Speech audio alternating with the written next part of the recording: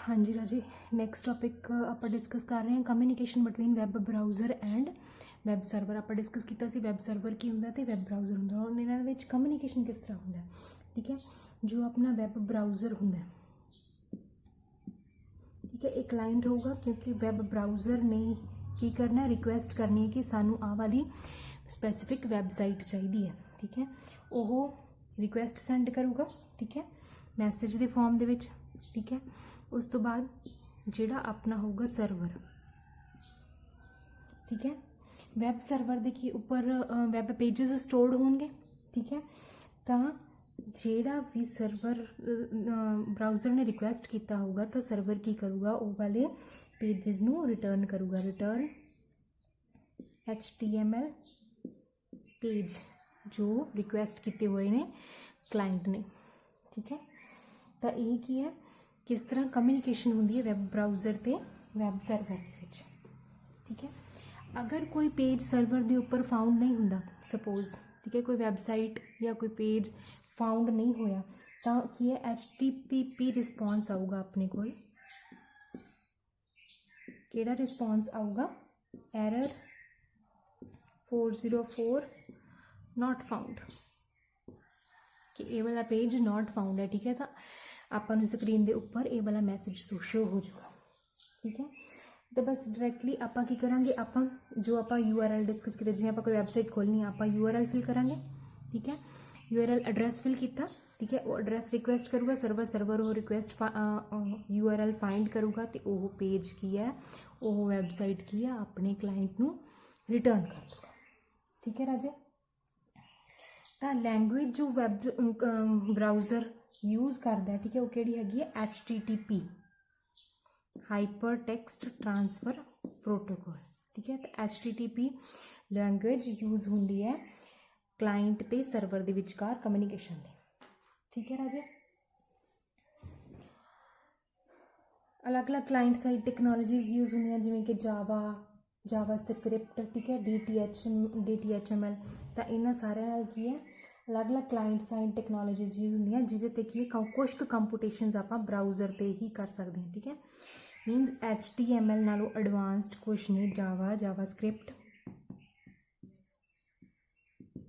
ठीक है, एक क्लाइंट साइड लैंग्वेजेस ने, ठीक है, टेक्नोलॉजीज ने जिहदे नाल की कुछ कैलकुलेशनस या कंपूटेशन जो ब्राउज़र के उपर ही हो जाती हैं, सर्वर के कोल जाने की लोड़ नहीं पैंदी। ठीक है, उस तो बाद अगला टॉपिक हैगा अपना local server and remote server. ठीक है, सर्वर आप डिस्कस किया था, ये दो तरह के सर्वर्स अपने कोल होंगे, लोकल सर्वर ते रिमोट सर्वर। आप देखते हैं, सब तो पहला हैगा अपने कोल रिमोट सर्वर। रिमोट सर्वर की होगा कि अपना क्लाइंट है, वो रिक्वेस्ट कर रहे हैं सर्वर तो, सर्वर की है रिमोट है, मीनस क्लाइंट नालों डिफरेंट है, क्लाइंट नालों डिफरेंट है, किसी होर जगह ते स्थित है। ठीक है, तो वो सर्वर बाद चो की है रिक्वेस्ट नू पेज नू रिटर्न करूँगा। ठीक है, तो वो केड़ा होगा? Remote server. उस तो बाद आएगा लोकल सर्वर। लोकल सर्वर की हो जाएगा, ठीक है, थोड़ी करंट मशीन के उपर ही सर्वर सैटअप है। ठीक है, थोड़े कंप्यूटर के उपर ही, मीनस ब्राउज़र भी इस थोड़े कंप्यूटर पर ही चल रहा है। ठीक है, तो सर्वर भी थोड़े कंप्यूटर पर ही इंस्टॉल्ड है। ठीक है, तो रिक्वेस्ट सेंड होगी तो लोकली सेंड होगी रिक्वेस्ट, तो लोकली रिटर्न होगी। ठीक है, लोकली उन्होंने रिटर्न हो जाएगी। ठीक है, तो एक ही हो जाएगा लोकल सर्वर। ठीक है, रिमोट सर्वर की है जो सर्वर अपना क्लाइंट मशीन तो अलग है। ठीक है, तो लोकल की है जो सर्वर अपनी मशीन के उपर ही इंस्टॉल्ड है। ठीक है, तो वो लोकली प्रेजेंट है। ठीक है, अगला टॉपिक है राजे वैब पेज।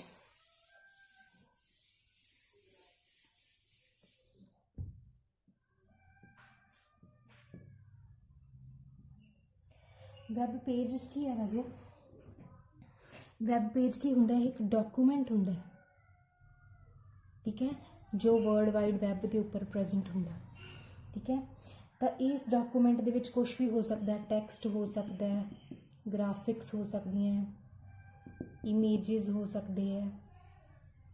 ठीक है, वीडियोज़ हो सकती हैं, ਆਡੀਓ ਹੋ ਸਕਦੀ ਹੈ, ਠੀਕ ਹੈ। ਤਾਂ ਇਹ ਡਾਕੂਮੈਂਟ ਵੈਬ ਪੇਜ ਜਿਹੜਾ ਹੈਗਾ ਇਹਦੇ ਵਿੱਚ ਇਹਨਾਂ ਚੀਜ਼ਾਂ 'ਚੋਂ ਕੁਛ ਵੀ ਹੋ ਸਕਦਾ, ਠੀਕ ਹੈ। ਤਾਂ ਇਹ ਜਿਹੜੇ ਵੈਬ ਪੇਜਿਸ ਹੁੰਦੇ ਨੇ ਇਹ ਸਟੋਰ ਕੀਤੇ ਜਾਂਦੇ ਆ ਵੈਬ ਸਰਵਰ ਦੇ ਉੱਪਰ, ਠੀਕ ਹੈ। ਵੈਬ ਪੇਜਿਸ ਸਟੋਰ ਕੀਤੇ ਜਾਂਦੇ ਸਰਵਰ 'ਤੇ, ਆਪਾਂ ਅਸੈਸ ਕਾਹਦੇ ਥਰੂ ਕਰ ਸਕਦੇ ਹਾਂ? Browser through. ਬਰਾਊਜ਼ਰ ਕੀ ਹੈ? ਵੈਬ ਪੇਜ ਨੂੰ ਰਿਕੁਐਸਟ ਕਰਨ ਲਈ ਤੇ ਉਹਨੂੰ ਡਿਸਪਲੇ ਕਰਨ ਲਈ ਯੂਜ਼ ਕੀਤਾ ਜਾਂਦਾ, ਠੀਕ ਹੈ। ਤੇ ਸਟੋਰ ਹੁੰਦੇ ਇਹ ਵੈਬ ਸਰਵਰ ਦੇ ਉੱਪਰ, ਠੀਕ ਹੈ। ਆਪਣੇ ਕੋਲ ਦੋ ਤਰ੍ਹਾਂ ਦੇ ਵੈਬ ਪੇਜਿਸ ਹੁੰਦੇ, ਸਟੈਟਿਕ ਤੇ dynamic pages. Static web pages, dynamic web pages. Static dynamic pages ਹੋਣਗੇ ਜਿਹੜੇ ਚੇਂਜ ਨਹੀਂ ਹੁੰਦੇ, ਠੀਕ ਹੈ, ਜੋ ਆਪਣੀ ਡੂ ਨਾਟ ਚੇਂਜ ਅਪੀਅਰੈਂਸ, ਠੀਕ ਹੈ। ਡਾਇਨਾਮਿਕ ਜੋ ਚੇਂਜ ਕਰਦੇ ਰਹਿੰਦੇ ਹਰ ਵਾਰ, ਜਿੰਨੀ ਵਾਰ ਤੁਸੀਂ ਉਹਨੂੰ ਰਿਕੁਐਸਟ ਕਰੋਗੇ, ਜਿੰਨੀ ਵਾਰੀ ਖੋਲੋਗੇ, ਉਹ ਕੀ ਹੈ? ਅਪੀਅਰੈਂਸ, ਉਹਨਾਂ ਦਾ ਅਪੀਅਰੈਂਸ ਜਾਂ ਉਹਨਾਂ ਦੀ ਲੇਆਊਟ ਕੁਛ ਵੀ ਚੇਂਜ ਹੋ ਸਕਦਾ, ਠੀਕ ਹੈ। ਚੇਂਜ ਲੇਆਊਟ ਜਿੰਨੀ ਵਾਰੀ ਤੁਸੀਂ ਉਹਨੂੰ ਰਿਕੁਐਸਟ ਕਰੋਗੇ, ਤਾਂ that R dynamic web pages, ਠੀਕ ਹੈ ਰਾਜੇ। ਤਾਂ ਵੈਬ ਪੇਜ ਬੇਸਿਕਲੀ ਕੀ ਹੈ? ਡਾਕੂਮੈਂਟਸ ਨੇ ਜਿਨ੍ਹਾਂ 'ਚ ਟੈਕਸਟ, ਗ੍ਰਾਫਿਕ, ਇਮੇਜਸ, ਵੀਡੀਓਜ਼ ਕੁਛ ਵੀ ਹੋ ਸਕਦਾ, ਠੀਕ ਹੈ। ਤੇ ਇਹਨਾਂ ਨੂੰ ਅਸੈਸ ਕਰਨ ਲਈ ਆਪਾਂ ਵੈਬ ਬਰਾਊਜ਼ਰ ਯੂਜ਼ ਕਰਦੇ ਹਾਂ, ਤੇ ਇਹ ਸਟੋਰ ਹੁੰਦੇ ਆ ਵੈਬ ਸਰਵਰ ਦੇ ਉੱਪਰ। ਉਸ ਤੋਂ ਬਾਅਦ ਅਗਲਾ ਟੌਪਿਕ ਹੈਗਾ ਰਾਜੇ ਵੈਬਸਾਈਟ ਕੀ ਹੁੰਦੀ ਹੈ। ਵੈਬਸਾਈਟ ਕੀ ਹੋਊਗੀ? ਅਗਰ ਕਾਫੀ ਸਾਰੇ ਵੈਬ ਪੇजेस ਦੇ ਕਲੈਕਸ਼ਨ ਨੂੰ ਦੇਖਾਂਗੇ ਤਾਂ ਵੈਬਸਾਈਟ ਹੋਊਗੀ, ਠੀਕ ਹੈ। ਕੀ ਹੈ? ਕਲੈਕਸ਼ਨ ਆਫ ਵੈਬ ਪੇजेस, ਠੀਕ ਹੈ, ਦੈਟ ਆਰ ਲਿੰਕਡ ਟੂਗੈਦਰ, ਇੱਕ ਦੂਜੇ ਨਾਲ ਜੋ ਲਿੰਕ ਟੂਗੈਦਰ ਨੇ, ਠੀਕ ਹੈ। ਤਾਂ ਵੈਬ ਪੇजेस ਦਾ ਕਲੈਕਸ਼ਨ ਹੁੰਦਾ ਜੋ ਇੱਕ ਦੂਜੇ ਨਾਲ ਲਿੰਕਡ ਨੇ, ਠੀਕ ਹੈ। ਵੈਬ ਜਿਵੇਂ ਆਪਾਂ ਦੇਖਦੇ ਹਾਂ ਕੋਈ ਵੈਬਸਾਈਟ ਹੈ, ਠੀਕ ਹੈ, ਸਪੋਜ਼ ਆਪਣੇ ਕਾਲਜ ਦੀ ਵੈਬਸਾਈਟ ਹੈ, ਠੀਕ ਹੈ, ਯੂਨੀਵਰਸਿਟੀ ਦੀ ਵੈਬਸਾਈਟ ਹੈ, ਪੰਜਾਬ ਯੂਨੀਵਰਸਿਟੀ puchd.ac.in, ਠੀਕ ਹੈ, ਜਾਂ ਆਪਣੇ ਕਾਲਜ ਦੀ ਲਗਾ ਲਓ, ਠੀਕ ਹੈ। ਤਾਂ ਵੈਬਸਾਈਟ ਹੈ, ਉਹਦੇ 'ਚ ਹੋਮ ਪੇਜ ਹੋਊਗਾ, ਉਹਦੇ 'ਚ ਇਗਜ਼ਾਮ ਵਾਲਾ ਹੋਊਗਾ, ਠੀਕ ਹੈ, ਸਿਲੇਬਸ ਵਾਲਾ ਹੋਊਗਾ, ਠੀਕ ਹੈ। ਤਾਂ ਇਹ ਸਾਰੇ ਨੇ, ਤਾਂ ਇਹ ਵੀ ਕੀ ਨੇ? ਅਲੱਗ-ਅਲੱਗ ਵੈਬ ਪੇਜ ਹੈ। ਸਿਲੇਬਸ ਵਾਲਾ ਖੋਲਾਂਗੇ ਤਾਂ ਇੱਕ ਹੋਰ ਪੇਜ ਖੋਲ੍ਹ ਜੋ, ਇਗਜ਼ਾਮ ਵਾਲਾ ਖੋਲਾਂਗੇ ਤਾਂ ਇੱਕ ਹੋਰ ਵੈਬ ਪੇਜ ਖੋਲ੍ਹ ਜੋ, ਠੀਕ ਹੈ। ਤਾਂ ਇਹ ਕੀ ਹੈ? ਕਲੈਕਸ਼ਨ ਆਫ ਵੈਬ ਪੇजेस ਹੈ ਜਿਹੜੇ ਇੱਕ ਦੂਜੇ ਨਾਲ ਲਿੰਕ ਕੀਤੇ ਹੋਏ। ਤਾਂ website is collection of web pages, ਠੀਕ ਹੈ, ਜੋ ਇੱਕ ਦੂਜੇ ਨਾਲ ਲਿੰਕ ਕੀਤੇ ਹੋਏ ਹੈ, ਠੀਕ ਹੈ। ਆਪਣੇ ਅੱਜ ਕੱਲ੍ਹ billions of trillions of websites present ਨੇ ਇੰਟਰਨੈਟ ਦੇ ਉੱਪਰ, ਠੀਕ ਹੈ।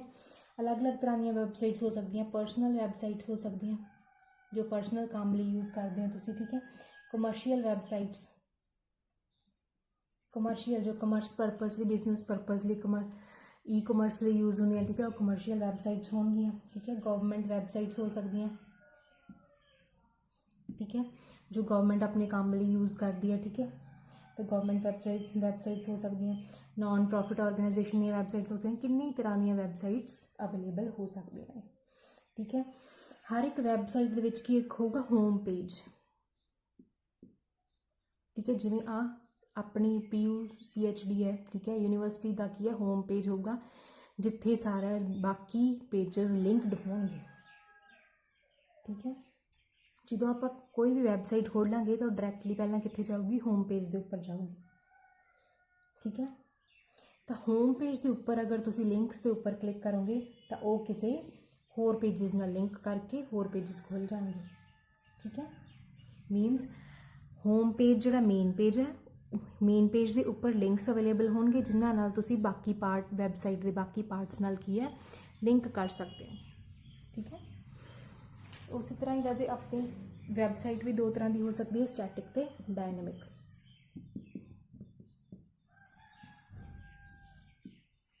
ਸਟੈਟਿਕ ਡਾਇਨਾਮਿਕ ਕਿਹੜੀ ਹੈ? ਜਿਹਦਾ ਫਿਕਸਡ ਕੰਟੈਂਟ ਹੋਵੇ, ਆਪਾਂ ਕੁਝ ਵੀ ਚੇਂਜ ਨਹੀਂ ਕਰਨਾ, ਫਿਕਸਡ, ਇੱਕ ਵਾਰ ਫਿਕਸਡ ਰੱਖਤਾ, ਫਿਕਸਡ ਕੰਟੈਂਟ ਮੀਨਸ ਜੋ ਵੀ ਮਟੀਰੀਅਲ ਹੈ ਉਹ ਫਿਕਸ ਕਰਤਾ, ਉਹਨੂੰ ਚੇਂਜ ਨਹੀਂ ਕਰਨਾ ਗਾ, ਠੀਕ ਹੈ, ਉਹ ਸਟੈਟਿਕ ਵੈਬਸਾਈਟ ਹੋਊਗੀ, ਠੀਕ ਹੈ।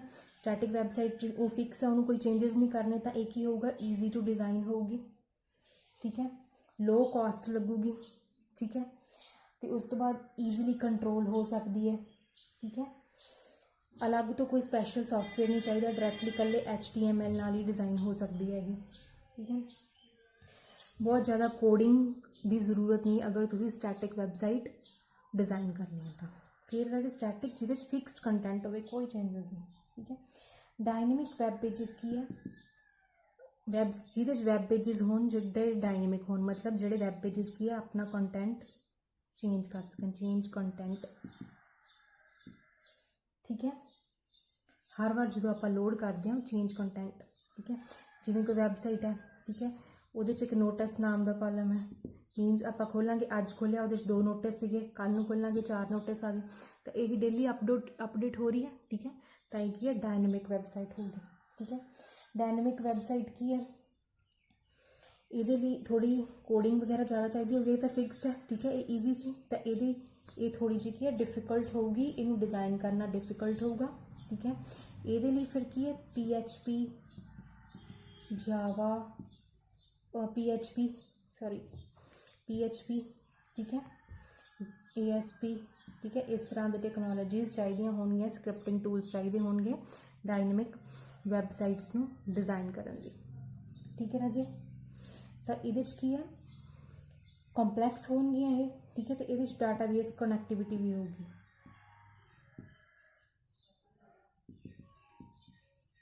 ठीक है। तो स्टैटिक जड़ियाँ फिक्स ने चेंज नहीं होंगी, डायनेमिक जड़ियाँ चेंज होंदियां रहंदियां, ईजी टू डिज़ाइन, तो यह डिफिकल्ट टू डिज़ाइन, ठीक है।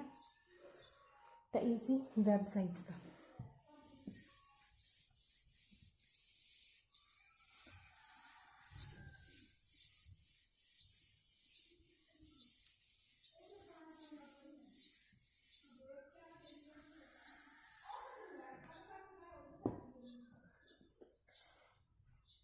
हाँ जी, एक टॉपिक है डाउनलोड एंड अपलोड की होंगे।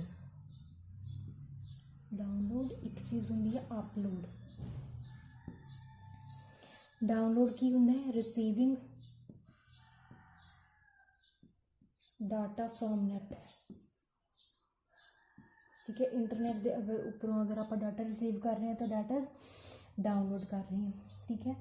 जिवें आप ऑनलाइन वीडियोज़ डाउनलोड करते हैं, ठीक है, या डॉक्यूमेंट्स डाउनलोड करते हो, एग्जाम्स वगैरह से डाउनलोड करते हो, दैट इज़ डाउनलोडिंग ऑप्शन।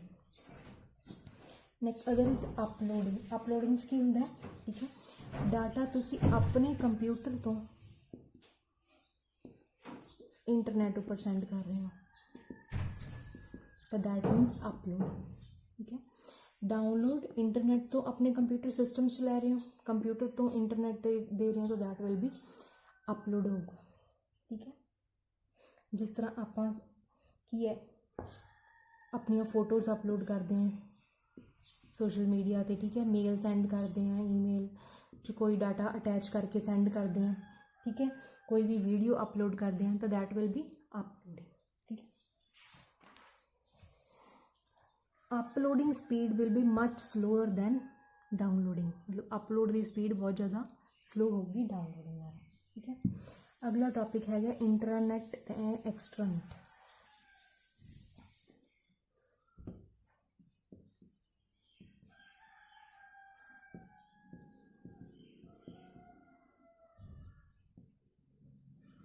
ठीक है, इंटरनेट की होंगे राजे किसी एक ऑर्गेनाइजेशन के अंदर, ठीक है, नेटवर्क सिर्फ एक ऑर्गेनाइजेशन के अंदर हो गए, नेटवर्क विद इन ऑर्गेनाइजेशन,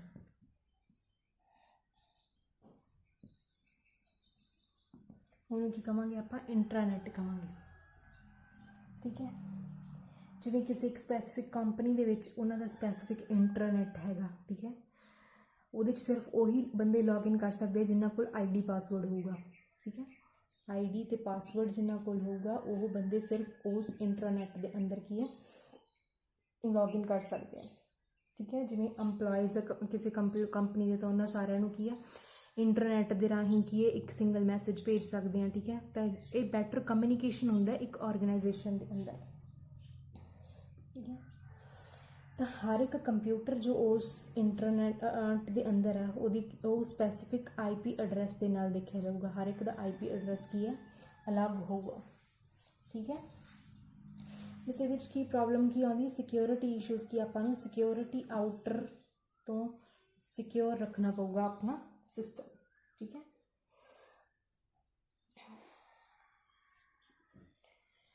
उस तो बाद आ जाता है एक्सट्रानैट। एक्सट्रानैट की है इंट्रानैट नू, अगर इंट्रानैट तो एक ऑर्गेनाइजेशन के अंदर हो गया, ठीक है, बट अगर आपां थोड़ा उन्हें एक्सटेंड कर दी किसी यूजर्स नू यूज़ करने लई लिमिटेड, ठीक है, लिमिटेड यूज़ करने लई यूजर्स नू आपां एक्सटेंड कर दिए इंटरनैट नू, ठीक है, तो वो की होगा एक्सट्रानैट होगा।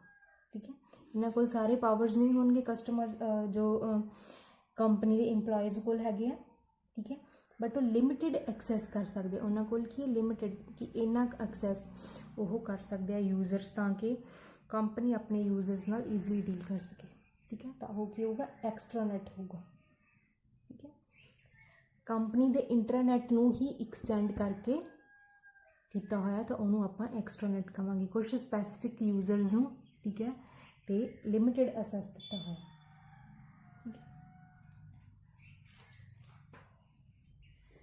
बस ये राजे सिक्योरिटी इशूज़ की प्रॉब्लम आ जाती है। ठीक है, बाकी सारा उदा ही है। ठीक है, तो that is it for today.